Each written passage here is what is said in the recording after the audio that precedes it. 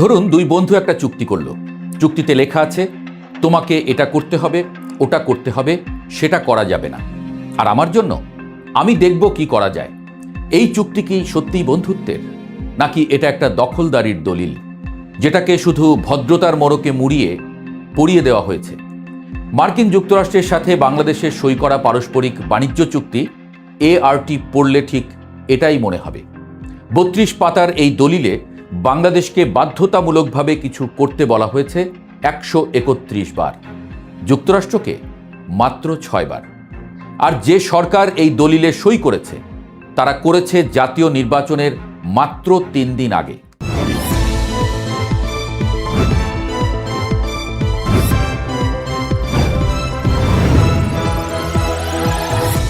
প্রথমেই একটু ব্যাকরণ পড়ে নেই চলেন। ইংরেজিতে শ্যাল মানে বাধ্যতামূলক, উইল মানে ইচ্ছাধীন। এই চুক্তির 32 পাতায় শ্যাল এসেছে মোট 179 বার, উইল এসেছে মাত্র 3 বার। এর মধ্যে বাংলাদেশ শ্যাল লেখা আছে 131 বার, US শ্যাল মাত্র 6 বার। এই একটা সংখ্যাই বলে দেয় পারস্পরিক নামের এই চুক্তি আসলে কতটা একতরফা। তাহলে বাংলাদেশকে কি কি করতে হবে? তালিকাটা দীর্ঘ, অস্বস্তিকর রকম দীর্ঘ। শুল্ক থেকে শুরু করুন। মার্কিন পণ্যের উপর নির্ধারিত হারে শুল্ক বসাতে হবে, কোটা দেওয়া যাবে না, আমদানি লাইসেন্স চাওয়া যাবে না। মার্কিন পণ্য আমেরিকান বা আন্তর্জাতিক মান মানলে বাংলাদেশ আর নতুন কোনো পরীক্ষা চাইতে পারবে না। 2030 সালের মধ্যে সীমান্তে পণ্য ছাড়ের পুরো প্রক্রিয়া ডিজিটাল করতে হবে। কৃষিতে যান। FDA অনুমোদিত মার্কিন ওষুধ ও চিকিৎসা যন্ত্র ঢুকলে বাংলাদেশ আলাদা পরীক্ষা চাইতে পারবে না। মার্কিন গাড়ি ও যন্ত্রাংশের ক্ষেত্রে বাড়তি অনুমোদন লাগবে না। GMO বা জৈব প্রযুক্তি পণ্যের ক্ষেত্রে চুক্তি কার্যকর হওয়ার 24 মাসের মধ্যে নীতি করতে হবে, যাতে মার্কিন পণ্য নতুন পরীক্ষা ছাড়াই ঢুকতে পারে। বার্ড ফ্লু ধরা পড়লে পুরো অঙ্গরাজ্য থেকে পোলট্রি বন্ধ করা যাবে না, শুধু আক্রান্ত এলাকার 10 কিলোমিটারের মধ্য থেকে নিষেধাজ্ঞা সীমিত রাখতে হবে। ভাবুন একটু, বাংলাদেশের মানুষের স্বাস্থ্য নিরাপত্তার সিদ্ধান্ত এখন থেকে নেবে মার্কিন কৃষি বিভাগ। মেধাস্বত্ব, সেবা ও ডিজিটাল খাতে যা করতে হবে সেটা আরও ভারী। 5 বছরের মধ্যে WIPO কপিরাইট ট্রিটি, পেটেন্ট কোঅপারেশন ট্রিটি, UPOV কনভেনশন সহ একগুচ্ছ আন্তর্জাতিক মেধাস্বত্ব চুক্তিতে যোগ দিতে হবে। 3 বছরের মধ্যে মাদ্রিদ প্রোটোকলে যোগ দিতে হবে। ডিজিটাল খাতে মার্কিন কোম্পানিগুলোর বিরুদ্ধে বৈষম্যমূলক কর চাপানো যাবে না।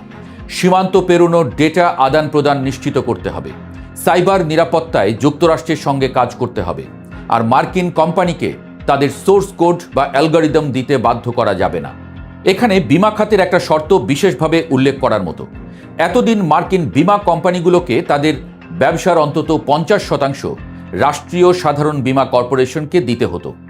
এই চুক্তির পর সেই বাধ্যবাধকতা উঠে যাবে। দেশীয় রাষ্ট্রায়ত্ত প্রতিষ্ঠান দুর্বল হবে, মার্কিন কর্পোরেশন শক্তিশালী হবে। সার্বভৌমত্বের প্রশ্নটা আসছে সবচেয়ে কঠিনভাবে নিরাপত্তা ধারায়। চুক্তিতে বলা হয়েছে বাংলাদেশ এমন দেশ থেকে পারমাণবিক চুল্লি বা সমৃদ্ধ ইউরেনিয়াম কিনতে পারবে না যেই দেশকে যুক্তরাষ্ট্র নিজের স্বার্থের বিরুদ্ধে মনে করে। বাংলাদেশের রূপপুর পারমাণবিক প্রকল্প রাশিয়ার বিনিয়োগ আছে। এই রাশিয়াকেই যুক্তরাষ্ট্র বিবেচনা করে নিজের স্বার্থের প্রতিপক্ষ হিসেবে। তাহলে ভবিষ্যতে এই চুক্তি কি রূপপুর প্রকল্পের জ্বালানি সরবরাহের পথ বন্ধ করতে পারে? আরও আছে, বাংলাদেশকে নিজের রপ্তানি নিয়ন্ত্রণ ব্যবস্থা গড়ে তুলতে হবে মার্কিন আইনের সঙ্গে সামঞ্জস্য রেখে।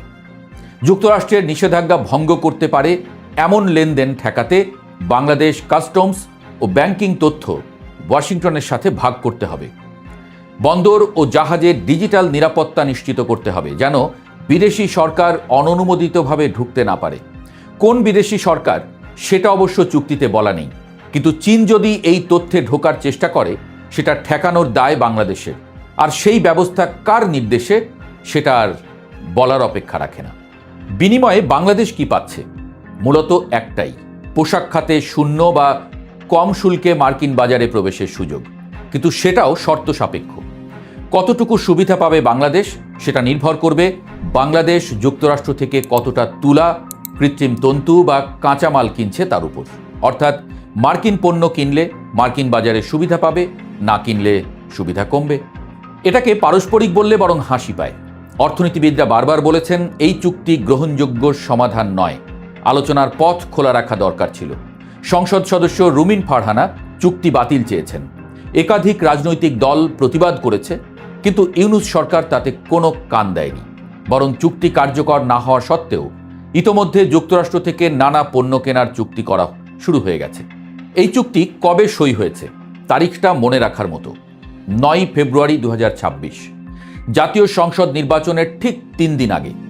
দেশ যখন ভোটের প্রস্তুতিতে মগ্ন, সংবাদ মাধ্যম যখন প্রার্থী প্রচারণায় ব্যস্ত, জনমত যখন অন্যদিকে তাকানো, ঠিক তখনই সই হলো এই দলিল। আর 20 ফেব্রুয়ারি মার্কিন সুপ্রিম কোর্ট পাল্টা শুল্ক বাতিল করে দিল। অর্থাৎ যে চাপের মুখে চুক্তিটা করা হয়েছিল সেই চাপ আইনত অবৈধ হয়ে গেল। তাহলে প্রশ্ন হলো, এই তাড়াহুড়ো কিসের ছিল? নির্বাচনের ঠিক আগে গণতান্ত্রিক জনাদেশ ছাড়া, সংসদে বিতর্ক ছাড়া এই চুক্তি কার স্বার্থে হয়েছে? বাংলাদেশের মানুষ বছরের পর বছর ঘাম ঝরিয়ে গার্মেন্টসে কাজ করেছে। সেই শ্রমের উপর দাঁড়িয়ে দেশটা মাথা তুলেছে। সেই মাথার উপর এখন একটি 32 পাতার দলিল চাপিয়ে দেওয়া হয়েছে, যেখানে বাংলাদেশের দায়িত্ব 131টি আর আমেরিকার দায়িত্ব 6টি। আর যারা এই দলিলে সই করেছেন তারা দেশবাসীর কাছে একটি প্রশ্নের জবাবও দেননি এখনো। পারস্পরিক চুক্তিতে এত অসম বোঝা কার স্বার্থে বহন করছে বাংলাদেশ?